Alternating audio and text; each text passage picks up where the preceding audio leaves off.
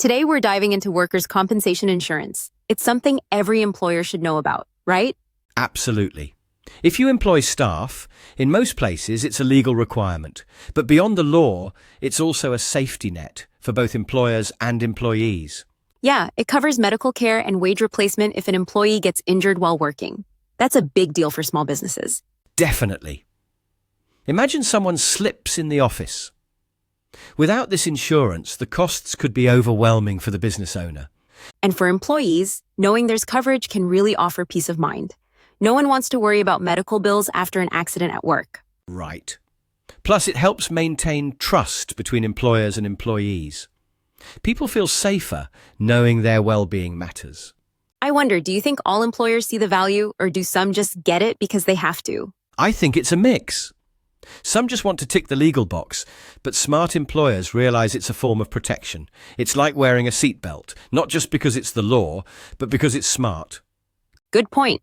And the wage replacement part is crucial. If someone's out for weeks, they still get paid, at least partially. Exactly. It prevents financial hardship for employees recovering from injuries. No one wants to come back to work with debt piling up. Have you ever heard of any unusual workers' comp claims? Oh, there are plenty. I once read about someone who got injured at an office party and filed a claim. It raised questions about what counts as on the job. That's interesting. The boundaries can be blurry. Company events, remote work, those scenarios can complicate things. Totally.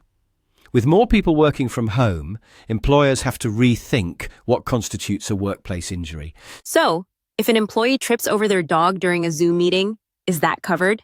That's the million-dollar question.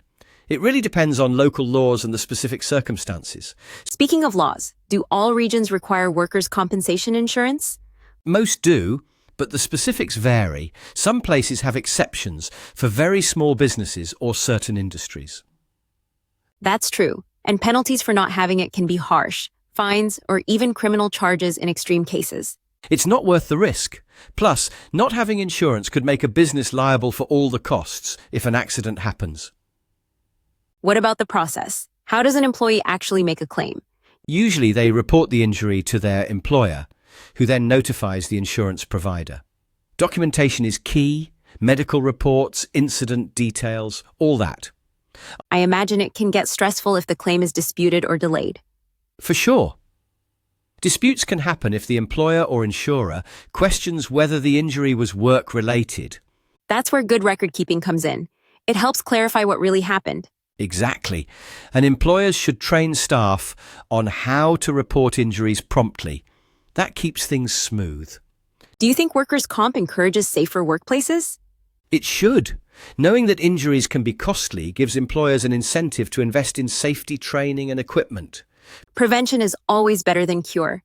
Even with insurance, no one wants accidents to happen. Plus, fewer claims can mean lower insurance premiums over time. It's a win-win. It's kind of like car insurance. Drive safely, pay less. That's a great analogy. And just like with cars, accidents still happen, even with the best precautions. So it's about balancing prevention and protection. You need both. Definitely. And workers' comp also covers illnesses that result from work, not just accidents. That's true. Things like repetitive strain injuries or exposure to harmful substances. Exactly. It's not just about dramatic accidents. Long-term health issues count too. Do you think enough employees know about their rights under workers' comp? Probably not. Many people don't look into it until something happens. Maybe businesses should communicate more about what's covered and how to report injuries. That would help. An informed employee is better prepared if something goes wrong. And it could even reduce fraud. If everyone knows the rules, there's less room for misunderstandings. Fraud is a concern, but thankfully, most claims are legitimate. Still, systems need checks and balances. I've heard some companies offer return-to-work programs. How does that tie in? Those programs help injured employees transition back, maybe with lighter duties. It's good for morale and productivity. Plus, it shows the company cares about recovery, not just compliance. Exactly. And it can help reduce the length and cost of claims too. So, in the end, workers' comp is more than just a legal hurdle. It's part of a healthy workplace culture. I agree. It's about protecting people and the business. Everyone benefits. Before we wrap up, what's one thing you wish more people understood about workers' comp? That it's not just for big factories or dangerous jobs. Even low-risk workplaces need it. Good point. Accidents can happen anywhere, even in the quietest office. Absolutely. No business is immune, so every employer should take it seriously. So next time you see that policy pinned up in the break room, remember, it's there for everyone's protection. And if you're an employer, make sure you're covered. It's the smart and responsible thing to do. Thanks for joining us today. If you have thoughts or stories about workers' comp, keep the conversation going. Stay safe at work, everyone.